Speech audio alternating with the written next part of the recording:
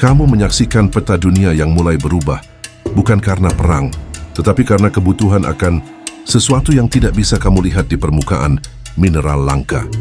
Di layar peta itu, wilayah Afrika berpendar dengan warna yang berbeda, bukan karena konflik, tapi karena potensi. Benua yang dulu hanya dipetakan berdasarkan koloni dan sumber pangan kini berada di pusat pusaran energi global. Namun ini bukan energi dalam bentuk yang kamu kenal seperti minyak atau batu bara. Ini adalah energi dalam bentuk logam, kobalt, litium, tantalum, dan tanah jarang yang mengalir dalam sirkuit kendaraan listrik, panel surya, hingga chip kecerdasan buatan. Dan sekarang, dua kekuatan terbesar dunia, Amerika Serikat dan Tiongkok, bergerak cepat sebelum terlambat. Kamu mungkin terbiasa mendengar istilah perang energi dalam konteks Timur Tengah atau Rusia. Tapi kali ini, kamu melihatnya bergeser ke arah selatan, ke tempat yang selama ini dianggap pinggiran dunia industri. Saat dunia melangkah menuju dekarbonisasi, kebutuhan akan energi bersih justru membuka front kompetisi baru yang sangat kotor. Tambang-tambang di pedalaman Afrika yang dulu hanya menarik perhatian kolonialis abad ke-19, kini kembali menjadi medan strategis. Tapi ini kali ini bukan untuk emas atau perak, melainkan untuk menyuplai baterai mobil listrik dan satelit orbit rendah. Fakta historis penting yang kamu lihat kembali ke abad ke-19 ketika konferensi Berlin tahun 1884 membagi Afrika secara brutal ke tangan kekuatan Eropa. 1 abad kemudian, bekas luka itu belum sembuh, namun yang datang bukan lagi Inggris atau Prancis, melainkan Beijing dan Washington. Para pengamat menyebutnya neokolonialisme dalam balutan kerjasama ekonomi. Namun tak sedikit juga yang melihatnya sebagai peluang emas bagi Afrika untuk bangkit dengan posisi tawar yang lebih baik. Di satu sisi, kamu menyaksikan Tiongkok masuk dengan cepat, membangun jalan raya, rel kereta, pelabuhan, dan rumah sakit sebagai bagian dari inisiatif Belt and Road. Di sisi lain, AS merespons dengan pendekatan Prosper Africa dan International Development Finance Corporation. Namun tetap canggung, Washington terbiasa menavigasi kekuatan dengan cara militer, bukan logistik ekonomi. Ini membuat Asiris terlambat mengerti betapa strategisnya logam-logam ini. Sampai akhirnya dunia mengalami bottleneck. Pasokan setelah pandemi, trivia menarik muncul dari Republik Demokratik Kongo, negara yang secara ironi memiliki hampir 70% cadangan kobalt dunia, namun 70% populasinya hidup dalam kemiskinan. Di kota kecil Kolwezi, anak-anak sempat difoto sedang menggali tanah dengan tangan kosong untuk mencari batu-batu kecil biru keunguan kobalt mentah, dan batu itu entah bagaimana akan berakhir di Tesla atau Apple milikmu. Para analis masih berdebat apakah Afrika bisa memanfaatkan situasi ini untuk bangkit sebagai pusat pertumbuhan global atau justru kembali menjadi korban dari perebutan kekuatan eksternal yang lebih lihai mengatur narasi. Tapi satu hal pasti, Afrika bukan lagi pinggiran. Dia adalah peta utama masa depan energi dunia. Dan kamu sekarang duduk di kursi penonton ultima drama panjang yang sedang diputar. Ulang dengan pemeran dan teknologi yang berbeda, namun dengan tema lama. Siapa mengendalikan apa dan siapa ditinggalkan. Kamu menelusuri kembali bagaimana narasi tentang Afrika dibentuk oleh komoditas.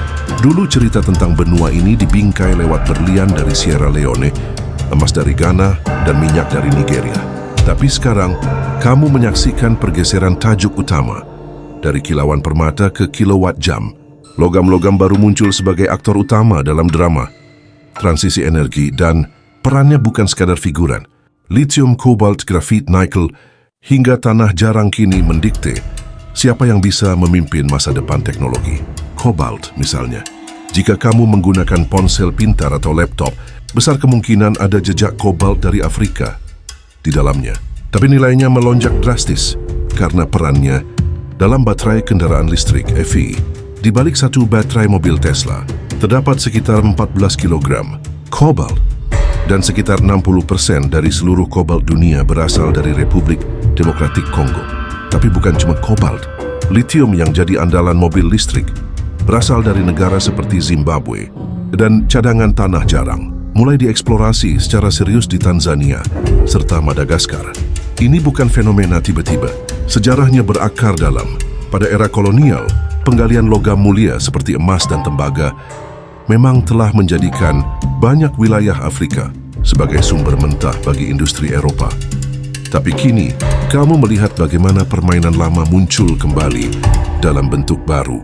Beberapa tambang kobalt di Kongo awalnya dikelola oleh perusahaan Belgia, lalu diambil alih oleh perusahaan Kanada, lalu dijual ke perusahaan Tiongkok. Dalam satu dekade, peta kepemilikan tambang berubah total dan kamu menyadari semua pergerakan itu terjadi hampir tanpa perhatian publik internasional. Fakta historis penting muncul dari zaman Perang Dunia II. Saat itu, uranium dari tambang Shinkolobwe di Kongo digunakan oleh Amerika Serikat dalam proyek Manhattan yang berujung pada bom atom Hiroshima dan Nagasaki. Artinya, ini bukan kali pertama logam dari Afrika menentukan arah sejarah global. Sekarang hanya saja bukan untuk senjata, tapi untuk energi bersih dan kecerdasan buatan. Trivia yang mungkin luput dari perhatianmu, Zimbabwe, yang selama ini dicap negara gagal karena hiperinflasi, diam-diam menyimpan cadangan litium terbesar ke-6 di dunia. Pada 2022, pemerintahnya mengeluarkan kebijakan pelarangan ekspor litium mentah, memaksa investor asing membangun fasilitas pemrosesan dalam negeri. Langkah itu mengejutkan pasar dan membuat beberapa perusahaan tambang besar termasuk dari Tiongkok dan Australia harus menegosiasikan ulang kontraknya. Ini adalah sinyal bahwa negara-negara Afrika mulai sadar akan posisi tawarnya.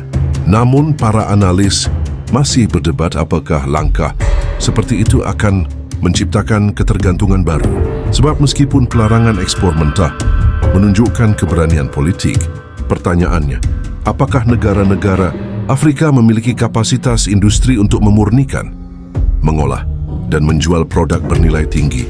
Jika tidak, kamu hanya menyaksikan versi lain dari penguasaan asing dengan wajah yang lebih modern dan narasi kerjasama setara.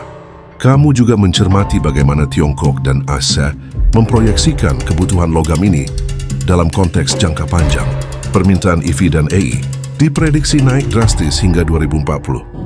Dan bukan hanya soal supply, melainkan juga siapa yang mampu mengamankan jalur logistik, kontrak jangka panjang, serta kontrol politik atas negara-negara penghasilnya. Itulah yang sebabnya, dalam peta global hari ini, Kolwezi lebih penting dari Kabul dan Zimbabwe lebih menarik dari Irak. Perubahan lanskap ini bukan hanya tentang ekonomi, tetapi juga tentang narasi. Dunia sedang menyusun ulang siapa yang dianggap penting, dan kamu melihat Afrika yang selama ini diabaikan dalam perhitungan geopolitik besar, kini menjadi papan catur utama perebutan masa depan. Namun pertanyaannya tetap sama, siapa yang menggerakkan bidak dan siapa yang dikorbankan?